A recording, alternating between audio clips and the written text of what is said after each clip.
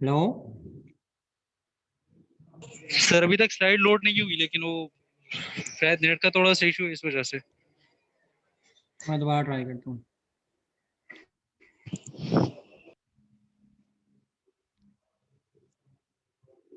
जी sir, load हो गई है, शो हो रही है। चलें स्टार्ट करते हैं फिर। बिस्मिल्लाहिर्रहमानिर्रहीम। हमने सुबह वाले लेक्चर में लैप्लास ट्रांसफॉर्म का कॉन्सेप्ट, उसकी मैथमेटिकल डेफिनेशन और उसको कंप्यूट करने के जो बेसिक मेथड्स हैं वो डिस्कस किए थे। उसके बाद कुछ बेसिक जो इम्पोर्टेंट फंडामेंटल इम्पोर्टेंस वाले सिग्नल्स हैं उनका हम देख रहे थे कि किस तरह से आप लैप्लास ट्रांसफॉर्म कैलकुलेट करते हैं। और सपोज कि आपके पास पल्स फंक्शन है F of T is equal to A by T not, तो ये भी एक फंडामेंटल इंपॉर्टेंस का सिग्नल है। इसका अब हमने देखना है कि लैप्लास ट्रांसफॉर्म कैसे कैलकुलेट होता है। इसकी सिग्नल की अपनी जो मैथमेटिकल डेफिनेशन है, F of T is equal to A by T naught. A कोई कांस्टेंट है और टी नॉट टाइम की कोई वैल्यू है, और टी जो है वो 0 से टी नॉट के दरमियान डिफाइंड है। और एफ ऑफ टी 0 होगा, यानी कि सिग्नल की वैल्यू 0 होगी जब टी लेस देन 0 है और T naught less than t है। ए और टी नॉट दोनों कॉन्स्टेंट्स हैं। The pulse function here may be considered a step function of height a by t naught। ये जो पल्स फंक्शन है इसको आप यूँ समझें कि ये एक स्टेप फंक्शन है जो कि हाइट जिसकी a by t नॉट है, जो मैग्नीट्यूड होती है सिग्नल की, और ये स्टार्ट होता है t इक्वल टू 0 पे, and that is superimpose by a negative step function of height a by t not beginning at t equal to t not. और इसके साथ आपने एक नेगेटिव स्टेप फंक्शन को ऐड किया है, सुपर इम्पोज किया है इसके ऊपर, और उसकी height a by T not थी और वो टी नॉट पे स्टार्ट हो रहा था। टाइम की वैल्यू उसके लिए टी नॉट थी जिस पे उसने स्टार्ट होना था। तो इसकी मैथमेटिकल इक्वेशन क्या बनेगी? F of T is equal to A by T not into unit step, जिसको हमने इस बुक में 1 इंटू टी लिखा हुआ है। वैसे आमतौर पर इसको यू ऑफ टी भी लिखते हैं डीएसपी की बुक्स में। तो minus A by T not into shifted unit step signal या shifted step signal 1 into t minus T not. तो ये इसकी डेफिनेशन बनेगी, मैथमेटिकल डेफिनेशन। उसके बाद आती है बारी इसका लैप्लास ट्रांसफॉर्म कैलकुलेट करने की। तो इसमें बेसिकली क्या होगा कि डेफिनेशन है लैप्लास ट्रांसफॉर्म की, Laplace of F of t वो हम अप्लाई करेंगे। और क्योंकि ये दोनों दो डिफरेंट सीक्वेंसेस हैं जो आपस में सब्ट्रैक्ट हुए हुए हैं, तो जो लैप्लास ट्रांसफॉर्म है वो लीनियर ऑपरेटर है, यानी कि दो फंक्शंस अगर आपस में ऐड या सब्ट्रैक्ट हो रहे हैं तो उन दोनों के ऊपर सेपरेटली अप्लाई हो जाता है लैप्लास। तो A by T not into one of T, इसका लैप्लास अलग से कैलकुलेट करेंगे। A by T not into into one of T minus T naught, यानी कि जो शिफ्टेड यूनिट स्टेप सिग्नल है उसका लैप्लास अलग से कैलकुलेट होगा।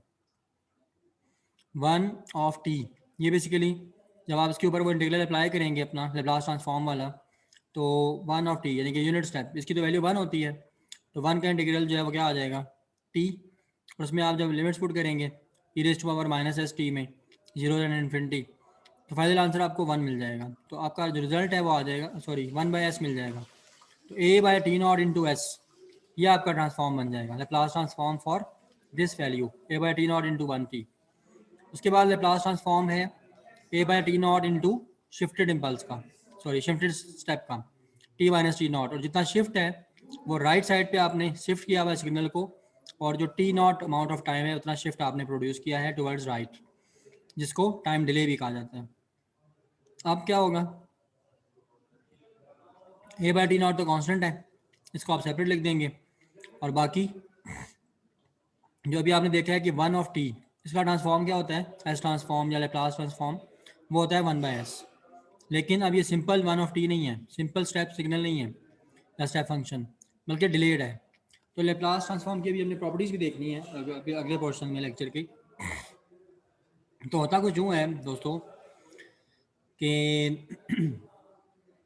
लैप्लास ट्रांसफॉर्म कहता है कि अगर आपके पास एक सिग्नल है फॉर एग्जांपल 1 ऑफ टी, और उसका लैप्लास ट्रांसफॉर्म है 1 बाई एस, तो अगर आपने उसको डिले कर दिया 1 of T minus T not कर दिया, तो अब लैप्लास ट्रांसफॉर्म क्या आएगा 1 बाई एस, और ई जो है एक्सपोनेंशियल उसकी पावर में माइनस एस, और जितना आपने डिले किया है टी नॉट वो आ जाएगा पावर में।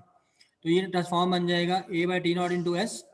ये तो वो basically A by T not तो कॉन्स्टेंट है, और वन ऑफ टी का ट्रांसफॉर्म स्टेप सिग्नल का या स्टेप फंक्शन का ट्रांसफॉर्म ई वो आ गया वन बाई एस, और बाकी डिले की वजह से e raise to power minus S into T naught साथ में मल्टीप्लाई हो रहा है। तो इस तरह से ये ट्रांसफॉर्म जो है कैलकुलेट हो रहा है। अब A by T not into s ये दोनों टर्म्स में कॉमन है, तो A by T not into s common कर दें तो one minus e raise to power minus S T naught, इस तरह से रिजल्ट आपका कंप्यूट हो जाएगा। तो ये किसी भी पल्स फंक्शन का लैप्लास ट्रांसफॉर्म होगा।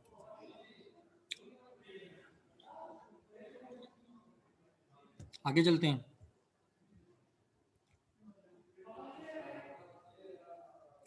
Impulse function whose area is equal to unity। अच्छा, इम्पल्स फंक्शन में दो स्लाइड्स आगे आ गए हम। इम्पल्स फंक्शन क्या होता है जी? Impulse function is a special limiting case of pulse function. Impulse function basically एक स्पेशल केस है पल्स फंक्शन का, और इसकी मैथमेटिकल रिप्रेजेंटेशन गिवन है हमें। G of T is equal to limit A by T naught approaches to zero, और t की values जो हैं वो जीरो से टी नॉट के दरमियान बाउंडेड हैं, और जी ऑफ टी ज़ीरो होगा अगर टी लेस देन ज़ीरो है या t naught less than t है। Height of the impulse function is A by T not. तो आपके पास इम्पल्स फंक्शन है, उसकी जो हाइट है वो ए बाई टी नॉट गिवन है जी ऑफ टी की डेफिनेशन में, और इसका जो ड्यूरेशन है वो टी नॉट है कि जितने ड्यूरेशन के लिए ये एग्जिस्ट कर रहा है। तो एरिया अंडर द इम्पल्स वो बेसिकली ए बनेगा। As the duration T naught approaches zero, जब ड्यूरेशन टी नॉट ज़ीरो को अप्रोच करेगा the height A by T naught approaches infinity. तो जो हाइट है ए बाई टी नॉट वो infinity को अप्रोच करेगी, but the area under the impulse remains equal to A. लेकिन जो एरिया अंडर द इम्पल्स है वो ए रहेगा, वो कांस्टेंट रहेगा। Note that the magnitude of the impulse is measured by it's area. और जो मैग्नीट्यूड होती है किसी भी इम्पल्स की, उसको कैलकुलेट करने के लिए उसके एरिया को यूज़ किया जाता है। और उसके बाद हम लैप्लास ट्रांसफॉर्म जो है इम्पल्स फंक्शन के लिए कैलकुलेट करेंगे, तो वो क्या बन जाएगा, A by T naught S into one minus e raise to power minus S into T not. और उसके बाद जनाब वाली क्या होगा, उसके बाद ये होगा कि A into one minus e raise power minus S T naught, इसका आप डेरिवेटिव कैलकुलेट करेंगे with respect to T not, और टी नॉट इंटू एस का भी डेरिवेटिव कैलकुलेट करेंगे, यानी कि न्यूमरेटर का डेरिवेटिव डिवाइडेड बाय डिनोमिनेटर का डेरिवेटिव। तो न्यूमरेटर का डेरिवेटिव आ जाएगा ए इंटू एस, और डिनोमिनेटर का डेरिवेटिव बन जाएगा एस टी नॉट, क्योंकि कांस्टेंट वो बेसिकली टी नॉट का डेरिवेटिव टी नॉट के लिहाज से। डिनोमिनेटर को पहले देख लें, डिनोमिनेटर सिंपल है उसको पहले डिस्कस कर लेते हैं। डिनोमिनेटर में क्या हो रहा है, टी नॉट इंटू एस का डेरिवेटिव है with respect to T not, तो टी नॉट का डेरिवेटिव टी नॉट के लिहाज से वन आ जाएगा, बाकी एस बचेगा, वो एस आ गया। बाकी है ए माइनस, अगर मल्टीप्लाई कर दें तो A minus A into e raise to power minus S T naught बनेगा।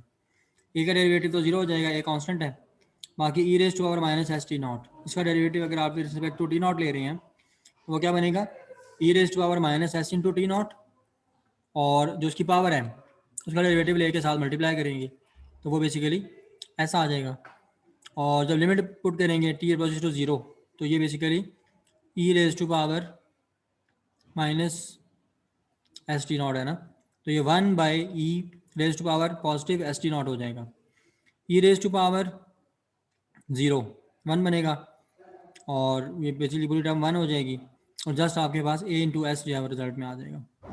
एस वो है जो कि बेसिकली आपने माइनस एस टी नॉट की जो डेरिवेटिव लेके मल्टीप्लाई साथ में किया था, और ए जो है ओरिजिनल जो ब्रैकेट के बाहर मल्टीप्लाई हो रहा है, तो A S divided by S ये आंसर बनेगा, और ये फाइनली सिंप्लीफाई होकर ए बन जाएगा। So Laplace transform of impulse function is equal to the area under the impulse. Laplace transform जब आपने कैलकुलेट किया इम्पल्स फंक्शन का, तो वो दरअसल area under the impulse function उसके इक्वल आ गया, इंपॉर्टेंट प्रॉपर्टी है। उसके बाद impulse function whose area is equal to unity is called unit impulse function. ऐसा इम्पल्स फंक्शन जिसका एरिया वन होता है उसको यूनिट इम्पल्स फंक्शन कहा जाता है, या डीएसपी में उसको डायरेक्ट डेल्टा फंक्शन भी कहते हैं। The unit impulse function occurring at T is equal to T not is usually denoted by delta of T minus T not into delta of T minus T not, और unit impulse function जो कि T is equal to T not पे exist कर रहा हो उसको delta of T minus T not से show किया जाता है, उसकी ये सिंबॉलिक रिप्रेजेंटेशन है। और ये इस इक्वेशन को सेटिस्फाई करेगा। Delta of T minus T not zero होगा अगर टी टी नॉट के इक्वल नहीं है, और delta of T minus T not infinity होता है अगर टी टी नॉट के इक्वल हो जाए। और अगर इसका आप इंटीग्रल अप्लाई करके area under the impulse find out करते हैं तो वो 1 आएगा हमेशा। तो ये कुछ डिटेल्स हो गई बेसिकली इम्पल्स फंक्शन से रिलेटेड।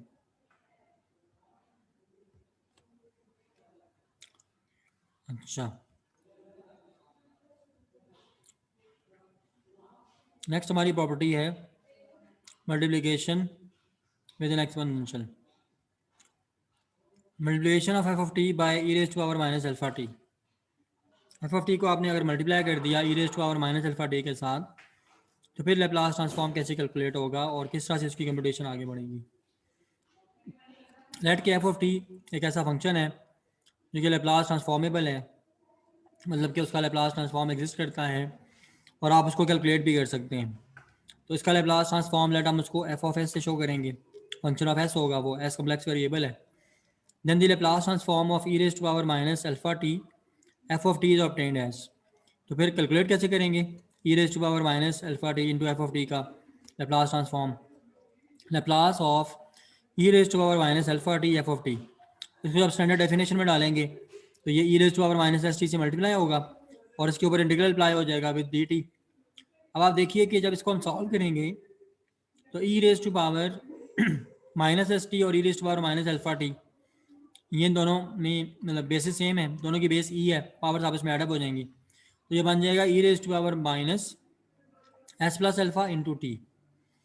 और बेसिकली अब क्या हो रहा है कि आपका जो एफ ऑफ टी है उसके साथ एक कम्प्लेक्स एक्सपोनेंशियल मल्टीप्लाई हुआ है ना, तो जस्ट आपका जो ओरिजिनल एफ ऑफ टी के लिए जो आना था फॉर ये लैप्लास ट्रांसफॉर्म वो एफ ऑफ एस आना था, तो साथ में कम्प्लेक्स एक्सपोनेंशियल मल्टीप्लाई हो रहा है e raise to power minus alpha T, तो अल्फा के इक्वल डिले प्रोड्यूस हो जाएगा एस डोमेन में, F of S plus alpha आ जाएगा।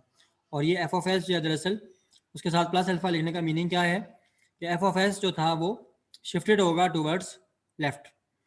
और यहाँ पे हमें एक बड़ी इंटरेस्टिंग प्रॉपर्टी समझ में आ रही है, लैप्लास ट्रांसफॉर्म की एक बड़ी स्पेशल प्रॉपर्टी है, जैसा मैंने शुरू वाले पोर्शन में भी सुबह वाले पोर्शन में जिक्र किया था कि अगर आपके पास एक सिग्नल है, अभी ऊपर हम एक दो स्लाइड्स ऊपर जिक्र कर रहे थे, तो मैं वहाँ से इसको कनेक्ट करता हूँ दोबारा। ये यहाँ पे आपके पास वन ऑफ टी का ट्रांसफॉर्म क्या है, Laplace transform one by s. लेकिन अगर वही वन ऑफ टी अगर डिलेड है तो one of T minus T naught, अगर उसमें टी नॉट का डिले है तो same transform a by s into some complex exponential, और कम्प्लेक्स एक्सपोनेंशियल की पावर में वो फैक्टर आएगा जितना आपने डिले दिया है अपने ओरिजिनल सिग्नल को या ओरिजिनल फंक्शन को। ये यहाँ पर इस प्रॉपर्टी को जो अभी हम यहाँ देख रहे हैं इस स्लाइड पे, इसको अगर डिस्क्राइब करें तो आप क्या कहेंगे कि shift in time domain results in a multiplication of complex exponential in S domain. अगर आपने एक फंक्शन को टाइम डोमेन में डिले कर दिया, टी नॉट का डिले दे दिया, तो उसका रिजल्ट क्या निकलेगा कि उसके लैप्लास ट्रांसफॉर्म के साथ e raise to power minus S into that delay, ये इस तरह का एक कम्प्लेक्स एक्सपोनेंशियल मल्टीप्लाई हो जाएगा। तो इसी का बिल्कुल अपोजिट हम अभी आगे देख रहे हैं, इसका अपोजिट देख रहे हैं। किस तरह से अपोजिट? वो इस तरह से है कि आपके पास एफ ऑफ टी है, एक फंक्शन है टाइम डोमेन में, और उसके साथ कम्प्लेक्स एक्सपोनेंशियल मल्टीप्लाई हो रहा है। तो जब आप इस टाइप के सिग्नल का या इस टाइप के फंक्शन का लैप्लास ट्रांसफॉर्म कैलकुलेट करेंगे तो एफ ऑफ टी का जो ओरिजिनल आना था Laplace transform F of S, वो डिले हो जाएगा। और डिले किसके इक्वल होगा? जो कि यहाँ पर ई की पावर में जितना फैक्टर आ रहा है अल्फ़ा। तो ये दोनों प्रॉपर्टीज एक दूसरे का कन्वर्स हैं, एक दूसरे का इमेज है, कि अगर टाइम डोमेन में आपने डिले किया है सिग्नल को या फंक्शन को, तो एस डोमेन में उसके साथ सेम जो सिग्नल था या सेम फंक्शन का जो ट्रांसफॉर्म था उसके साथ e raise to power minus S T या e raise to power minus that delay into S, वो फैक्टर मल्टीप्लाई हो जाएगा, कम्प्लेक्स एक्सपोनेंशियल मल्टीप्लाई हो जाएगा। लेकिन इसके अपोजिट क्या है कि अगर टाइम डोमेन में आपके पास एक फंक्शन है एफ ऑफ टी, उसके साथ एक कम्प्लेक्स एक्सपोनेंशियल मल्टीप्लाई हो रहा है, तो एफ ऑफ टी का जो लास्ट ट्रांसफॉर्म था एफ ऑफ एस, उसका एक डिलेड वर्जन प्रोड्यूस होगा या उसका एक टाइम शिफ्टेड वर्जन प्रोड्यूस होगा। ठीक है जी, ये इंपॉर्टेंट प्रॉपर्टी है, ये अगर समझ में आ गई है तो आप बताइए। और अगर कोई कन्फ्यूजन है तो काइंडली क्वेश्चंस कर लें। आफ्ताब, जी सर। इस प्रॉपर्टी में कोई कन्फ्यूजन है? No sir. ओके, आगे चलते हैं। Multiplication of F of T by e raise to power minus alpha t has the effect of replacing s by S plus alpha. जब हमने एफ ऑफ टी को multiply किया है e raise to power minus alpha t से, उसका result ये निकला है कि एस जो है वो एस प्लस अल्फा से रिप्लेस हो गया लेप्लास ट्रांसफॉर्म में, यानी कि आपने एस की जगह एस प्लस अल्फा पुट कर दिया। और ये जो रिलेशनशिप है, ये डिफरेंट जो फंक्शंस होते हैं, e raise to power minus alpha T into sine omega t, e raise to power minus alpha T into cos omega t, इनके लिए लेप्लास ट्रांसफॉर्म्स कैलकुलेट करने के लिए काफ़ी हेल्पफुल होता है। जैसा कि आपके पास है Laplace of sine omega T, तो ये है omega by s square plus omega square, और ये एफ ऑफ एस बन गया। लेकिन अगर आप देखें कि साइन ओमेगा टी के साथ अगर e raise to power minus alpha t multiply हो रहा होगा, जस्ट एस में आप उस अल्फा को ऐड कर देंगे। लेप्लास ऑफ कॉस ओमेगा क्या आता है? S by s square plus omega square, ये जी ऑफ एस है। तो अगर आप आपने e raise to power minus alpha T into sine omega T का लेप्लास कैलकुलेट करना हो, या e raise to power minus alpha t cos omega T का लेप्लास कैलकुलेट करना हो, तो इस प्रॉपर्टी को यूज़ करेंगे, multiplication of F of T by e raise to power minus alpha T. और रिजल्ट क्या निकलेगा? रिजल्ट ये निकलेगा कि ओरिजिनल जो स्पेक्ट्रम था, उस स्पेक्ट्रम कह रहा हूँ, जो ओरिजिनल जो एस डोमेन में ट्रांसफॉर्म था एफ ऑफ एस, उसमें जस्ट एस की जगह एस प्लस अल्फा रिप्लेस हो जाएगा। तो साइन ओमेगा टी के लिए क्या आ रहा था? Omega by s square plus alpha square, तो साथ में e raise to power minus alpha t multiply हो गया, तो ये बन गया omega by S plus omega alpha square plus omega square. और अगर e raise to power minus alpha t cos omega T है, तो इसमें कॉस ओमेगा टी का ट्रांसफॉर्म क्या था? S divided by s square plus omega square. तो अब ये क्या हो जाएगा?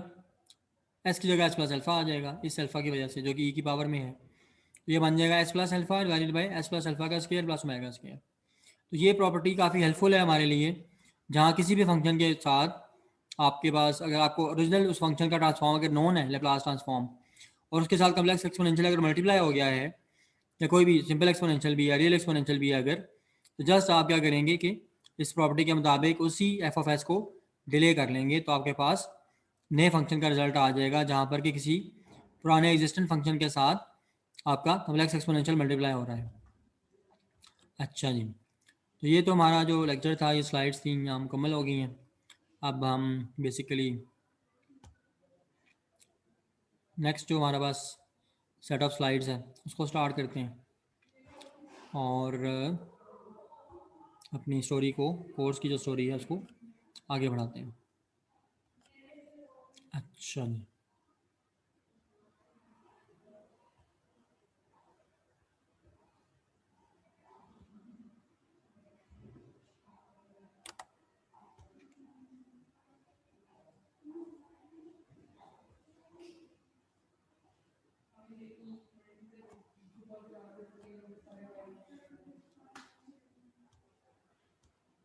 अच्छा जी, multiplication by E raise to power minus alpha T ये हमने देखा, और उसके बाद जनाब अली नेक्स्ट पॉइंट पे मूव करने की कोशिश करते हैं, चेंज ऑफ स्केल।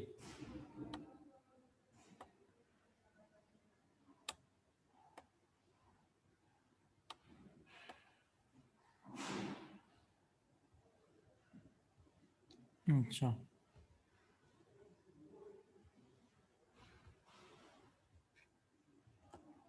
हेलो,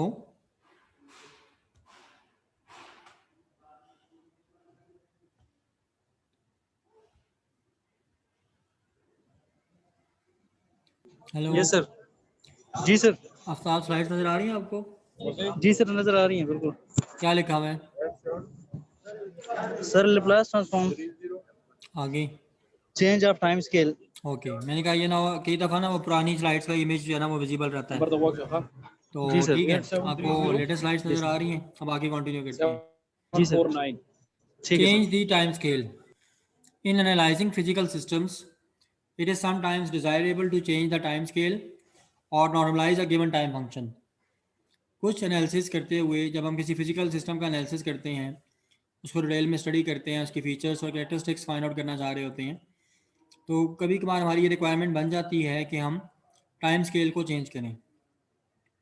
या फिर जो गिवन फंक्शन ऑफ टाइम है उसको नॉर्मलाइज कर लें, उसको किसी एक स्टैंडर्ड कांस्टेंट से डिवाइड कर लें. The result obtained in terms of normalized time is useful because it can be applied directly to different systems having similar mathematical equations. इस तरीके से जो हमें रिजल्ट हासिल होगा टाइम को नॉर्मलाइज करने से, उसकी यूटिलाइजेशन ये है कि उसको फिर हम डायरेक्टली अप्लाई कर सकेंगे किसी और सिस्टम पे जिसकी मैथमेटिकल इक्वेशन सिमिलर होंगी इस सिस्टम के. लेट के आपने टी को चेंज करके टी बाई अल्फ़ा कर दिया, अल्फ़ा एक पॉजिटिव कांस्टेंट है, तो एफ ऑफ टी जो है वो चेंज हो के F of T by alpha बन जाएगा. और अगर एफ ऑफ टी का लैप्लास ट्रांसफॉर्म आ रहा था F of S, capital F जो कि फंक्शन ऑफ एस है, कम्प्लेक्स वेरिएबल का फंक्शन है, तो अब जो लैप्लास ट्रांसफॉर्म है F of T by alpha का वो चेंज होकर क्या बन जाएगा, alpha into F of S. और इसकी कैलकुलेशन किस तरह हो रही है ये हम स्टेप बाय स्टेप देखते हैं. लैप्लास हम कैलकुलेट कर रहे हैं f of T by alpha का, तो ये क्या बन जाएगा, integral of F of T by alpha into e raise to power minus S t d t. अब आप यहाँ पर चेंज ऑफ वेरिएबल्स का फिनोमेना अप्लाई करेंगे इंटीग्रल को कैलकुलेट करने के लिए. टी बाई अल्फ़ा को टी वन सपोज कर लें और अल्फ़ा इंटू एस को एस वन सपोज कर लें, तो ये आपका इंटीग्रल बन जाएगा f of t one into e raise to power minus s one t one, and d जो डिफरेंशियल था डी ऑफ टी वो अब बन जाएगा d of alpha t one. और अब जब इसको आप सॉल्व करेंगे तो ये आपके पास आ जाएगा f of t one into e raise to power minus s one t one d t one. Alpha क्योंकि कांस्टेंट है वो सेपरेट हो जाएगा, तो बाकी जो डेफिनेशन है वो पूरी लैप्लास ट्रांसफॉर्म की डेफिनेशन बन रही है. और उसके मुताबिक आपके पास ये जो बन जाएगा एफ ऑफ एस वन यानी कि टी वन का लैप्लास ट्रांसफॉर्म, तो alpha into F S one आ जाएगा आपके पास. तो ये टाइम ऑफ जो है ना basically change of time scale का जो फिनोमेना है कि अगर आप टाइम की वैल्यूज़ को किसी कांस्टेंट से डिवाइड करते हैं तो वो कांस्टेंट मल्टीप्लाई हो जाएगा आपके पास लैप्लास ट्रांसफॉर्म के पास साथ जो है मल्टीप्लिकेशन में आ जाएगा. तो Laplace transform of F of T by alpha ये बन जाएगा alpha into F of alpha S. और एग्जांपल के तौर पे हम एक प्रॉब्लम लेते हैं छोटा सा. एफ ऑफ टी है e raise to power minus T और F of T by five है e raise to power minus point two T. तो Laplace transform of F of T हमारे पास आ जाएगा Laplace of e raise to power minus T is equal to F of S is equal to one by S plus one. और इसलिए Laplace transform of F of T by five ये बन जाएगा Laplace transform of e raise to power minus two t, और ये आ जाएगा five times f of five s यानी कि फाइव इंटू वन बाई और एस की जगह फाइव एस पुट कर देंगे प्लस वन. तो इस तरह से ये प्रॉपर्टी हमारे लिए हेल्पफुल है कि हमारे पास जो ओरिजिनल सिग्नल था वो था original function e raise to power minus t था, तो अगर आपने टी की वैल्यू को फाइव से डिवाइड कर दिया तो वो वन बाई फाइव यानी कि माइनस पॉइंट टू टी बन गया. तो अब इसका ट्रांसफॉर्म जो है वो five times f of five S बनेगा ड्यू टू दिस प्रॉपर्टी जो हमने अभी प्रूव की है. तो ये बन जाएगा five into one by five S plus one. और इस रिजल्ट को अगर आपने वेरीफाई करना है तो आप directly e raise to power minus point two t का फार्मूला की मदद से जो लैप्लास ट्रांसफॉर्म का ओरिजिनल फार्मूला है उसकी मदद से ट्रांसफॉर्म कैलकुलेट करके देख लेंगे. तो वो basically one by S plus point two आएगा. E raise to power minus S T का लैप्लास होता है one by S plus A यहाँ पर पॉइंट टू है माइनस पॉइंट टू है, तो एस प्लस पॉइंट टू बन जाएगा. और इसको सॉल्व करें तो five by five S plus one बनेगा. पॉइंट टू जो है बेसिकली वन बाई फाइव बनेगा, तो उसको एलसीएम लेके फाइव को ऊपर भी मल्टीप्लाई कर देंगे जो डिनोमिनेटर में आ रहा होगा, तो ये five by five S plus one बन जाएगा. Comments on lower limit of Laplace integral. अच्छा, लैप्लास इंटीग्रल की जो लोअर लिमिट है वो हमने स्टार्ट में डेफिनेशन में तो ज़ीरो स्टडी की है, तो अभी ज़ीरो का भी जो है ना कुछ मतलब डिस्कस होगा इंशाल्लाह, क्योंकि मैथमेटिक्स में कहते हैं जी कि zero is not nothing, zero is something. तो अब हम उसी तरह पढ़ने लगे हैं कि हमें ज़ीरो का भी मीनिंग थोड़ा सा अंडरस्टैंड करना होगा कि ज़ीरो क्या होता है. Comments on the lower limit of Laplace integral. In some cases f of t possesses an impulse function at T equal to zero. कुछ केसेस में एफ ऑफ टी हमारा ऐसा फंक्शन होता है जो कि टी इक्वल टू ज़ीरो पे एक इम्पल्स की फॉर्म में एग्जिस्ट कर रहा होता है. Then the lower limit of the Laplace integral must be clearly specified as to 0 minus और 0 plus. इसलिए कुछ केसेस में हमारी रिक्वायरमेंट बन जाती है कि हम ये मेंशन करें कि जो Laplace इंटीग्रल की लोअर लिमिट है वो 0 माइनस है या 0 प्लस है, क्योंकि इन दोनों केसेस का जो Laplace ट्रांसफॉर्म होगा वो डिफरेंट होगा एक दूसरे से. और If such a distinction of the lower limit of the Laplace integral is necessary, we use the notation Laplace with positive sign of f of t is equal to 0 plus to infinity f of t e raised to power minus st dt. अगर 0 plus और 0 minus के दरमियान distinction करनी पड़े तो हम ये symbols use करते हैं कि लैप्लास ट्रांसफॉर्म का जो सिंबल था एल उसकी बेस में प्लस साइन लिख देते हैं और लिमिट में भी 0 प्लस या इन्फिनिटी तक लिमिट पुट होगी। और अगर जो 0 माइनस के लिए अगर ट्रांसफॉर्म लिखना है तो फिर वो सेकंड एक्सप्रेशन आ जाएगा, लैप्लास का सिंबल बेस में माइनस साइन आएगा, f of T is equal to F of t e raise to power minus S t d t 0 minus infinity, और ये बन जाएगा Laplace plus f of t plus 0 minus से 0 plus f of t e raise to power minus S t d t.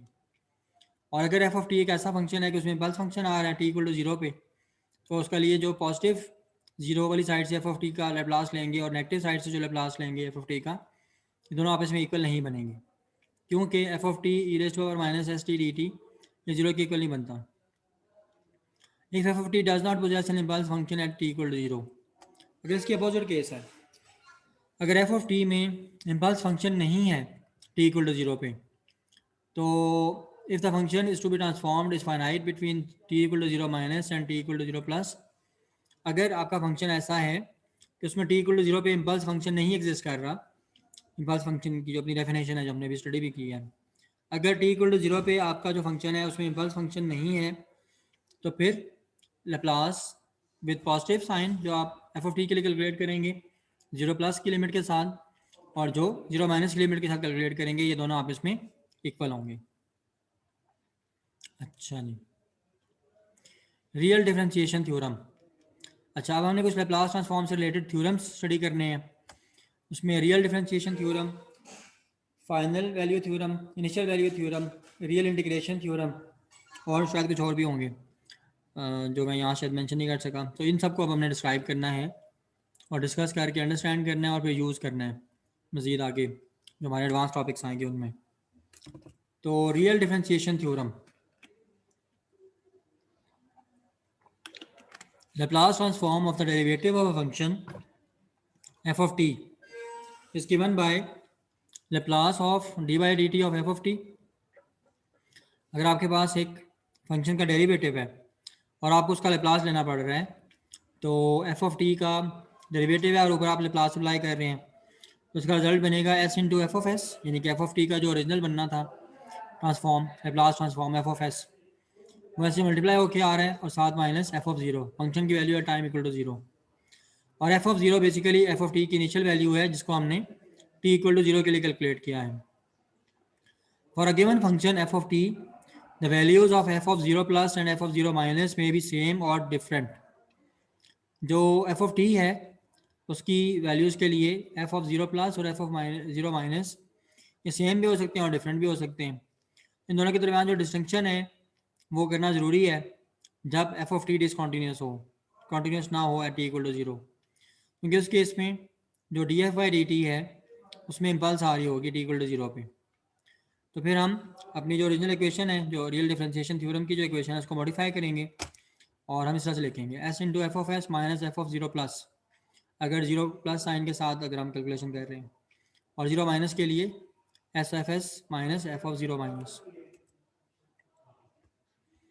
अब इसका proof develop करना है real differentiation theorem का, तो हम इसमें इस तरह से चलेंगे कि पहले इंटीग्रेट करेंगे बाय यूजिंग लैप्लास इंटीग्रल, और इंटीग्रेशन की जो टेक्निक होती है इंटीग्रेटिंग बाय पार्ट्स उसको यूज़ करेंगे। F of t into e raise to power minus S t, F of T को पहले वैसे छोड़ देंगे, e raise to power minus S T का इंटीग्रल क्या बनेगा, e raise to power minus S t divided by minus s, और ये माइनस एस कहाँ से आ रहा है, माइनस एस टी का डेरिवेटिव लेके उससे डिवाइड कर रहे हैं। इसमें लिमिट्स पुट हो जाएंगी 0 से इन्फिनिटी, माइनस इस पूरे फंक्शन को दोबारा उठा के यहाँ पुट करेंगे और एफ ऑफ टी का डेरिवेटिव साथ मल्टीप्लाई करेंगे, और एफ ऑफ एस जो है वो क्या चीज़ है, F of 0 by S plus 1 by s into Laplace of d by D T of F of T. तो अगर आप बेसिकली यहाँ पर आपने एफ ऑफ एस लिखा है जिसका लैप्लास ट्रांसफॉर्म है, इस पूरे फैक्टर को दूसरे पे ले जाएँ तो ये सिचुएशन बन जाती है। Laplace of derivative of F of T क्या बन जाएगा, s into F of F minus F of 0, और अगर हम सेकंड डेरिवेटिव से इसका रिलेशनशिप फाइंड आउट करें तो Laplace of second derivative of F of t वो क्या बनेगा, s s square f of S minus S into F of zero minus f dot of zero, यानी कि फर्स्ट डेरिवेटिव की value at zero. F dot zero का उन्होंने introduction कराया हुआ है कि ये क्या क्वांटिटी है। ये बेसिकली है F dot of zero is the value of D F T by D T evaluated at T equal to zero.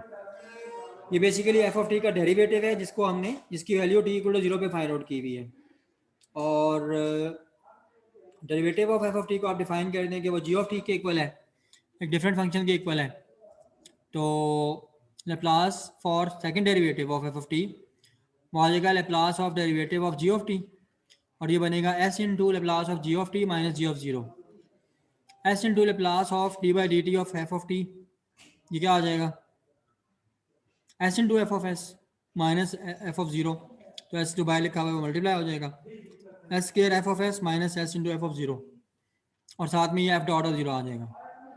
nth derivative के लिए क्या एक्सप्रेशन बनेगा, nth डेरिवेटिव है अगर किसी फंक्शन एफ ऑफ टी का और उसका लेप्लास ले रहे हैं तो s raise to power n into F of S minus s raise to power n minus one into F of zero minus s of n minus two f dot of zero and so on. F of zero F dot of zero ये सारे basically F of T की values हैं या derivative है d f i d t का। मतलब f of zero क्या है, एफ ऑफ टी की वैल्यू है evaluated at zero. F dot of zero क्या चीज़ है, derivative of F of T D F T by D T की वैल्यू है टी इक्वल टू जीरो पे। और अगर आपने डिस्टिंक्शन करनी है, डिफ्रेंशिएट करना है, फ़र्क करना है अगर जीरो पॉजिटिव और जीरो नेगेटिव वाले लेप्लास में, तो आप टी की वैल्यू जीरो प्लस और टी की वैल्यू जीरो माइनस पुट करेंगे। और in order for Laplace transform of derivatives of F of t to exist, अगर आपने ये कंफर्म करना है कि लेप्लास ट्रांसफॉर्म एग्जिस्ट कर रहा है डेरिवेटिव्स का या नहीं, तो उस सूरत में जो आपके पास एफ ऑफ टी है उसका जो nth ऑर्डर डेरिवेटिव है वो लेप्लास ट्रांसफॉर्मेबल होना चाहिए, उसका लेप्लास एग्जिस्ट करना चाहिए। अच्छा जी, उसके बाद एक थोड़ा सा न्यूमेरिकल प्रॉब्लम है। Consider the cosine function g of t equal to zero, और ये t is less than zero पे इसकी वैल्यू है, और टी ग्रेटर देन और इक्वल टू जीरो के लिए इसकी वैल्यू है cos omega t. Laplace transform of this cosine function can be obtained directly as in the case of the sinusoidal function considered earlier. Laplace transform जो है cosine function का वो basically sinusoidal function की तरह calculate होगा क्योंकि ये cos omega T है, और साथ में हम रियल डिफरेंशियल थ्योरम या रियल डिफरेंशिएशन थ्योरम यूज़ करेंगे जो भी हमने पढ़ा है, और उसके ज़रिए से Laplace ट्रांसफॉर्म डिराइव करेंगे। एफ ऑफ टी लेट के हमारे पास जीरो है for T less than zero, और F of T sine omega T है फॉर टी ग्रेटर और इक्वल टू जीरो। तो साइन ओमेगा टी का लेप्लास क्या आ जाता है, omega by S square plus omega square equal to F of S. और कोसाइन फंक्शन का लेप्लास ट्रांसफॉर्म क्या बनता है, Laplace of cos omega T, और ये बेसिकली क्या है one by omega into derivative of sine omega T है, तो ये बनेगा S into F of S minus F of zero. तो S into F of S क्या था omega by S square plus omega square, और एफ ऑफ जीरो जो है वो जीरो बनेगा, तो one by omega into S omega divided by S square plus omega square minus zero. तो omega जो ब्रैकेट से बाहर है वो एस ओमेगा वाले ओमेगा से कैंसिल हो जाएगा, और हमारे पास S by S square plus omega square जो है वो आंसर आ जाएगा। तो इस तरीके से ये चीज़ चलेगी। अच्छा जी, आफ्ताब आपको ये प्रॉब्लम समझ में आया है जो हमने अभी अटेम्प्ट किया है? जी सर, समझ आ गई है काफी। सर ये चैप्टर 6 है ना बुक के? नहीं दोस्त, ये मॉडर्न कंट्रोल इंजीनियरिंग की एक बुक है। आप जी अपना सर। ईमेल एड्रेस जो है ना वो डाल देना कोर्स के व्हाट्सएप ग्रुप पे, बल्कि आपका शायद था भी, ठीक मुझे है सर। जुबानी याद नहीं रहा, डाल दें।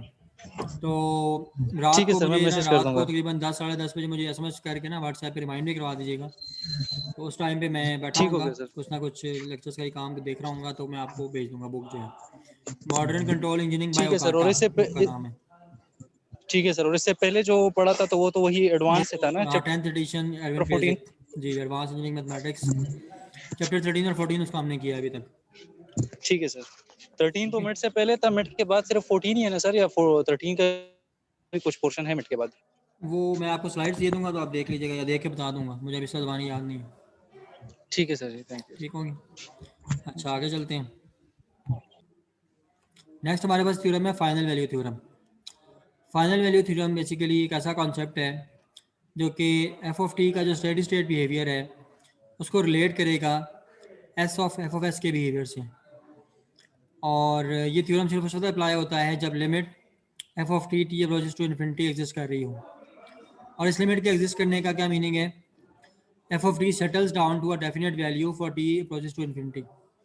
इस लिमिट के एग्जिस्ट करने का मतलब ये है कि जब टी इन्फिनिटी को अप्रोच करता है तो एफ ऑफ टी एक किसी डेफिनेट नंबर को अप्रोच करेगा, डेफिनेट किसी नंबर के इक्वल हो जाएगा। लेट आपके पास S into F of S, इसके जो सारे के सारे पोल्स हैं, अगर वो एस प्लेन जो है उसके लेफ्ट हाफ में आ रहे हैं तो limit F of T T approaches to infinity exist करेगी। लेकिन अगर इसका कोई एक भी पोल अगर इमेजिनरी एक्सिस पे है या राइट हाफ प्लेन में आ रहा है, राइट हाफ एस प्लेन में, तो फिर एफ ऑफ टी का जो बिहेवियर है वो ऑसिलेटिंग होगा या एक्सपोनेंशियली इंक्रीजिंग होगा, और उस सूरत में ये लिमिट एग्जिस्ट नहीं करेगी, limit F of T T approaches to infinity. Final value theorem does not apply in such cases. For instance if f of T is a sinusoidal function sine omega t, sinusoidal functions के ऊपर final value theorem apply नहीं होता, क्योंकि उस सूरत में जो S f of s के poles हैं वो S is equal two plus minus जो ओमेगा पे एग्जिस्ट करेंगे, और लिमिट उस सूरत में एग्जिस्ट नहीं करती।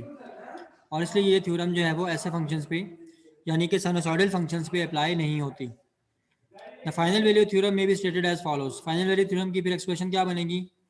लेट आपके पास एफ ऑफ टी जो है वो एक फंक्शन है और उसका डेरिवेटिव है d F of T by T T, और ये दोनों लेप्लास ट्रांसफॉर्मेबल हैं, यानी कि इनका लेप्लास ट्रांसफॉर्म एग्जिस्ट करता है।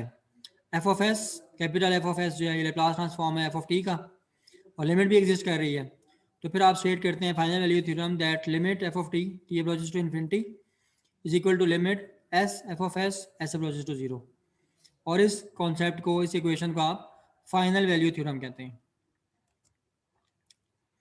इसका प्रूफ भी है, और सपोज कि हम कहते हैं कि एस जो है वो जीरो का अप्रोच करेगा लैप्लास ट्रांसफॉर्म की इक्वेशन में for derivative of F of T, और D by D T of F of T, इसका अगर आप कैलकुलेट करते हैं लैप्लास ट्रांसफॉर्म तो इसका आप इंटीग्रल लेंगे और इसको मल्टीप्लाई करेंगे ई raise to power minus S t से विद डी टी, तो आपके पास रिजल्ट जो है वो अभी जो हमने प्रॉपर्टी पढ़ी है डिफरेंशिएशन थ्योरम की, उस रिजल्ट आ जाएगा s into F of S minus F of zero. इसमें जब लिमिट पुट करेंगे एस अप्रोचेस टू जीरो, तो limit s approaches to zero e raise to power minus S t, इसका आंसर 1 आएगा। और D by D T of F of t with differential d t, इसका integral जब find out करते हैं तो वो आ जाएगा f of t with limit zero to infinity, तो वो बन जाएगा f of infinity minus F of zero. और फाइनली इसकी वैल्यू बनेगी limit s into F of S minus F of zero. तो बेसिकली हमने ऊपर फर्स्ट स्टेप में कैलकुलेट की है। तो वहाँ से हमारे पास रिजल्ट बन जाता है F of infinity is equal to limit F of T T approaches to infinity it is equal to limit s into F of s s approaches to zero. और फाइनल वैल्यू थ्योरम का message क्या है? Final value theorem का message ये है कि जनाब the steady state behaviour of F of T is same as the steady state behaviour of s f s in the neighbourhood of s equal to zero. जो f of T का steady state behaviour है वो equal होगा s into F of s के behaviour के in the neighbourhood of s equal to zero. Thus, it is possible to obtain the value of f of t at t equal to infinity directly from f of s. तो इसलिए f of t की value हम calculate कर सकते हैं t equal to infinity भी अगर हमें उसकी वैल्यू रिक्वायर्ड हो तो उसके लिए हम f of s को यूज़ कर सकते हैं, और इस कॉन्सेप्ट को फाइनल वैल्यू थ्योरम कहा जाता है। ओके, उसके बाद एक एग्जांपल प्रॉब्लम है। Laplace transform f of t के लिए हमने कैलकुलेट किया तो वो आ गया f of S is equal to 1 by s into s plus 1। हमें एफ ऑफ एस गिवन है और पूछा जा रहा है कि बेसिकली आपके पास limit F of T T approaches to infinity, इसकी क्या वैल्यू है? तो S into F of S, इसके पोल्स क्या हैं? एक pole S equal to zero पे है और एक S equal to minus one पे है। तो इसके पोल्स जो हैं वो बेसिकली लेफ्ट हाफ प्लेन में आएंगे, एस प्लेन के लेफ्ट हाफ में आ रहे हैं, तो इसलिए लिमिट एग्जिस्ट करेगी। और limit F of T T approaches to infinity exist कर रही होगी। तो फाइनल वैल्यू थ्योरम इस केस में अप्लाई हो सकता है। तो एफ ऑफ इन्फिनिटी या limiting value of F of t for t approaches to infinity ये आ जाएगी s into F of s s approaches to zero. आप ये लिखेंगे s into F of s, यानी कि s into s plus one, S दोनों cancel हो जाएंगे न्यूमरेटर और डिनोमिनेटर से, 1 बाई एस प्लस वन बचेगा। इसमें s approaches to zero put करते हैं तो आपके पास रिजल्ट 1 आ जाएगा। और इसको आप इस तरह से भी वेरीफाई कर सकते हैं कि एफ ऑफ टी आपके पास होगा 1 minus e raise to power minus t. तो बेसिकली आपको एफ ऑफ एस गिवन था और आपने फाइनल वैल्यू थ्योरम को यूज़ करके एफ ऑफ टी इन्फर कर लिया है, एफ ऑफ टी कैलकुलेट कर लिया है। तो ये एक यूटिलाइजेशन हो सकती है फाइनल वैल्यू थ्योरम की। उसके बाद हमारा नेक्स्ट कॉन्सेप्ट है initial value theorem. Initial value theorem जो है वो बेसिकली फाइनल वैल्यू थ्योरम का इमेज है, उसका अपोजिट है। इस थ्योरम को हम यूज़ करते हैं तो हम F of T find out कर सकते हैं एट टी इक्वल टू 0, और इस मकसद के लिए हमें बस एफ ऑफ टी का लैप्लास ट्रांसफॉर्म यानी कि एफ ऑफ एस गिवन होना चाहिए। Initial value theorem does not give the value of F of t at exactly t equal to 0 but at a time slightly greater than 0 plus पे यानी कि value बताता है हमें। इनिशियल वैल्यू थ्योरम को किस तरह आप स्टेट करेंगे, लेट आपके पास एफ ऑफ टी एक फंक्शन है और D F of T divided by D t ये इसका लैप्लास ट्रांसफॉर्म है, सॉरी इसका डेरिवेटिव है। ओरिजिनल फंक्शन और उसका डेरिवेटिव दोनों ही लैप्लास ट्रांसफॉर्मेबल हैं, यानी कि दोनों का लैप्लास ट्रांसफॉर्म एग्जिस्ट करता है। तो अगर आप लिमिट देखते हैं, limit s f s s approaches to infinity, तो एफ ऑफ 0 प्लस किसके इक्वल होगा, limit s into F of s s approaches to infinity. और इस थ्योरम को प्रूव करने के लिए आप एल प्लस अप्लाई करेंगे, 0 पॉजिटिव के लिए जो लैप्लास ट्रांसफॉर्म की कंप्यूटेशन होती है d F T by D T पे वो अप्लाई कर देंगे। तो इसका रिजल्ट हम देख चुके हैं पहले डिफरेंशिएशन थ्योरम में, S into F of S minus F of 0 plus आता है।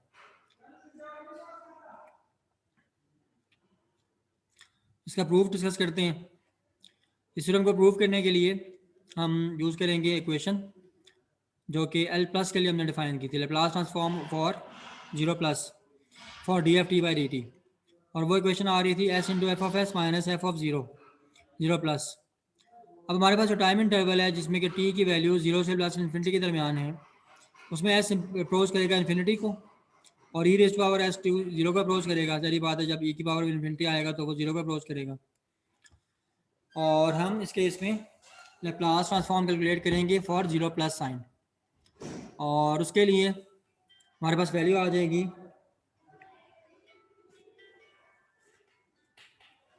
Limit s approaches to infinity d by D t 0 plus to infinity e raise to power minus S t d t, और limit मज़ीद जो है वो derivative की वजह से s into F of S minus F of 0 plus में convert हो जाएगी अकॉर्डिंग टू दिस इक्वेशन, और इसका रिजल्ट हमें 0 मिलेगा।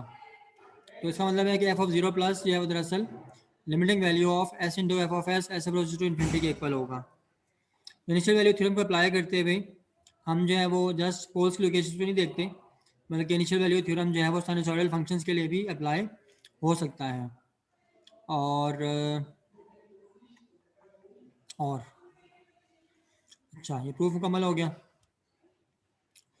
अच्छा, तो आज जो है ना बेसिकली हम यहाँ तक की कवर करते हैं इंशाल्लाह इस लेक्चर में, इनिशियल वैल्यू थ्योरम और उसके प्रूफ तक, और बाकी इंशाल्लाह फिर जो क्लासेस हैं वो CBT की वो इंशाल्लाह नेक्स्ट डे इंशाल्लाह होंगी।